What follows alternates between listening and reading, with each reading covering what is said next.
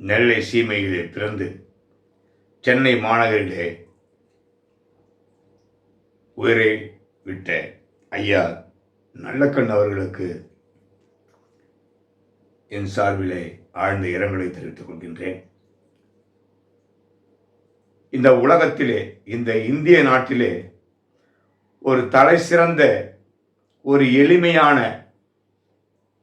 பந்தா பகட்டு இல்லாமல் வாழ்ந்த ஒரே தலைவர் ஐயா நல்லக்கண் அவர்கள் தான் இருக்க முடியும் என்று நான் நினைக்கின்றேன். எளிமையாக, தனி மனித ஒழுக்கத்தோடு அரசியலில் எப்படி இருக்க வேண்டும் என்கின்ற ஒரு உதாரண புருஷர் ஐயா நல்லக்கண் அவர்கள்.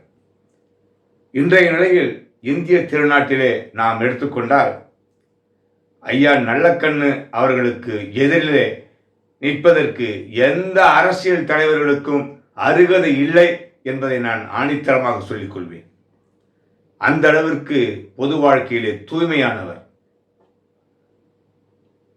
தனக்காக எதையுமே எடுத்துக்கொள்ளாதவர். இந்த சமூகத்திற்காக, இந்த நாட்டிற்காக போராடி போராடி பல இன்னல்களை அனுபவித்தவர் ஐயா நல்லக்கண் அவர்கள்.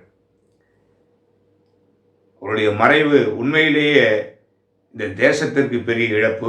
அதே நேரத்தில் அவரை போன்ற ஒரு மாமனிதர், ஒரு உத்தம தலைவன் இந்த நாட்டிலே ஒருவரும் கிடையாது. அப்படி வர வேண்டும் என்றால் இனிமேல் பிறந்துதான் வர வேண்டும்.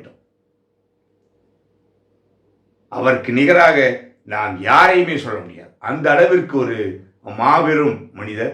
இன்னும் சொல்ல போனால் ஐயா நல்லக்கண் அவர்களுக்கு பாரத ரத்னா விருது கூட வழங்கலாம். அதற்கு முற்றிலும் தகுதியான நபர். அரசு பரிசீலனை செய்ய வேண்டும். இது போன்ற மாமனிதர்களை இழந்ததற்கு மிகவும் நாம் வருத்தப்பட்டே ஆக வேண்டும். அவருடைய ஆன்மா சாந்தி அடைய எல்லாம் உள்ள இறைவனை வேண்டுகிறேன்.